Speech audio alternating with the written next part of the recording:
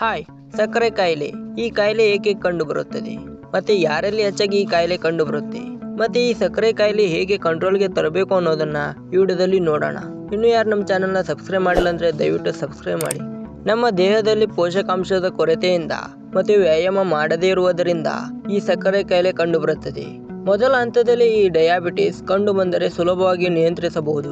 ಆದರೆ ಸಾಕಷ್ಟು ಜನರು ಅದರ ಮೇಲೆ ಗಮನ ಹರಿಸದೆ ಮುಂದೆ ಕಷ್ಟಪಡುತ್ತಾರೆ. ಆದರೂ ಕೂಡ ಇದನ್ನ ಸಂಪೂರ್ಣವಾಗಿ ನಿಯಂತ್ರಣಕ್ಕೆ ತರಬಹುದು. ಅದು ಹೇಗೆ ಅನ್ನೋದನ್ನ ವಿಡಿಯೋ ಕೊನೆಯಲ್ಲಿ ಹೇಳ್ತೀನಿ, ಈ ವಿಡಿಯೋ ಫುಲ್ ನೋಡಿ.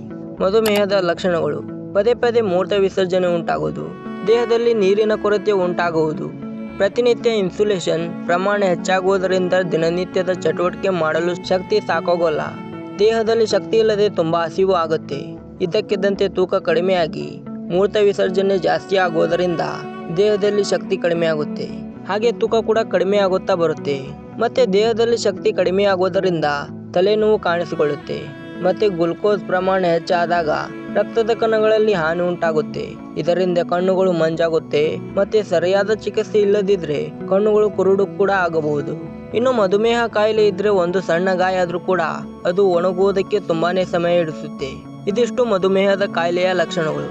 ಇನ್ನು ಚಿಕಿತ್ಸೆ: ನಿಮ್ಮಲ್ಲಿ ಏನಾರ ಈ ಸಕ್ಕರೆ ಕಾಯಿಲೆ ಇದ್ದು ನೀವು ಗುಣ ಆಗಲು ಬಯಸಿದರೆ ನೀವು ಸ್ಕ್ರೀನ್ ಮೇಲಿರುವ ನಂಬರ್ಗೆ ಕಾಲ್ ಅಥವಾ ಮೆಸೇಜ್ ಮಾಡಿ.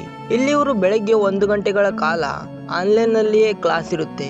ಇಲ್ಲಿ ಈ ಸಕ್ಕರೆ ಕಾಯಿಲೆಗಳಂತ ಅನೇಕ ಆರೋಗ್ಯ ಸಮಸ್ಯೆ ಇದ್ದರೆ ಇದನ್ನ ಯಾವ ರೀತಿ ಕಂಟ್ರೋಲ್ಗೆ ತರಬೇಕು ಅಂತ ತಿಳಿಸಿಕೊಡ್ತಾರೆ. ಮತ್ತೆ ಈ ವಿಡಿಯೋನ ನಿಮ್ಮ ಕುಟುಂಬದಲ್ಲಿ ಯಾರಿಗಾದ್ರೂ ಈ ಸಮಸ್ಯೆ ಇದ್ರೆ ಈ ವಿಡಿಯೋನ ದಯವಿಟ್ಟು ಶೇರ್ ಮಾಡಿ, ಹಾಗೆ ಈ ವಿಡಿಯೋ ಒಂದು ಲೈಕ್ ಮಾಡಿ.